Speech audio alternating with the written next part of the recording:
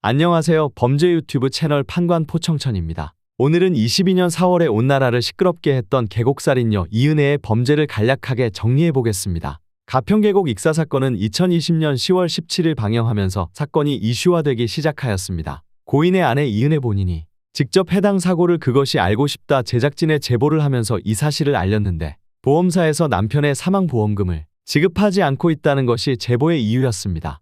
이에 따라 그것이 알고 싶다 측에서 해당 사건에 대해 취재를 시작하면서 여러 의혹이 발견되며 방송으로 제작되었다고 합니다. 가평계곡 익사 사건. 이 사건은 2019년 6월 30일 경기도 가평군에서 발생한 사건입니다. 아내 이은혜와 남편 윤상엽 씨는 지인 7명과 함께 가평 계곡 물놀이에 갔습니다. 남편 윤상엽 씨가 다이빙을 하다가 물에 빠진 사건으로 접수되어 가평경찰서는 그해 10월 변사 사건으로 종결을 했습니다. 하지만 사실 이 사건은 물놀이로 인한 사건이 아니었죠. 아내 이은혜는 남편 윤상엽 씨와 2017년 3월 결혼을 하는데 아내 이은혜는 고졸 학력의 대기업 인턴으로 근무하며 윤상엽 씨와 정이 들어 결혼을 했다고 합니다. 하지만 이 모든 말이 거짓이었죠. 윤상엽 씨는 연구원으로 15년간을 근무하며 연봉이 6천만 원 정도였지만 이은혜는 고졸도 아니며 인턴 입사자도 아니었습니다. 이들은 결혼식을 올리지도 않고 이은혜는 인천에서 살며 수원에 사는 윤상엽 씨와는 별거로 지내왔죠. 인천에 있는 집은 윤상엽 씨가 1억 6천만 원을 주고 마련해줬지만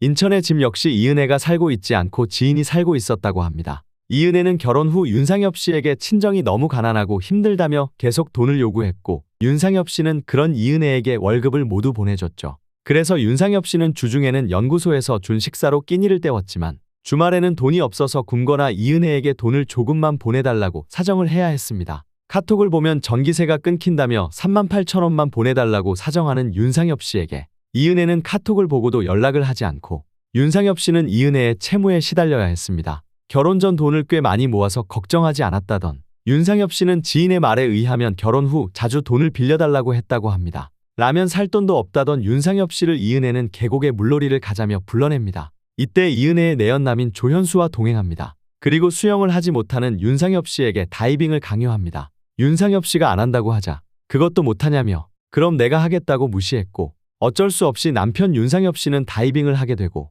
허우적거리는 윤상엽 씨를 뒤로 한 채 그렇게 익사 사건으로 처리되죠.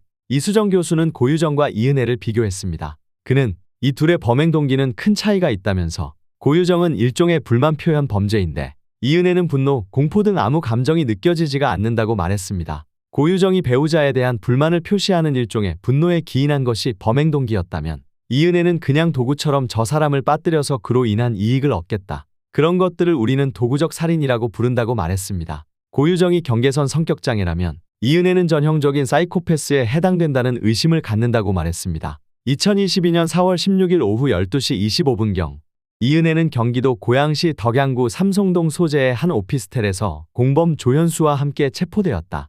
인천지방검찰청과 인천지방경찰청 광역수사대로 이뤄진 합동수사팀은 잠복수사를 통해 오피스텔에 이 둘이 은신하고 있다는 것을 확인했지만 정작 동호수를 몰라 일단 오피스텔을 포위한 후 이은혜의 아버지를 통해 설득에 나섰고 결국 이은혜가 자수 의사를 밝혀 검거한 것으로 전해졌다. 사이코패스답게 이은혜는 자신의 죄를 인정하기는커녕 조사 내내 묵비권을 행사하며 불성실한 태도를 보였고 검찰은 이미 모은 증거들로 공범 조현수와 함께 무기징역을 구형했고 재판부는 본범 이은혜, 공범 조현수에게 각각 무기징역 징역 30년형을 선고하였다. 하지만 둘 다 최소한의 양심도 없는 인간의 탈을 뒤집어 쓴 괴물답게 1심 판결에 불복하여 상소한 상태로 검찰은 이은혜가 피해자를 심리적으로 지배했다는 이른바 가스라이팅을 인정하지 않아 적극적 행위에 의한 살인 혐의를 무죄로 본 부분을 다시 살펴달라고 요청했습니다. 또 피해자가 이은혜의 심리지배를 받았다는 점을 입증하기 위해 전문심리위원을 선정해달라고도 신청했습니다.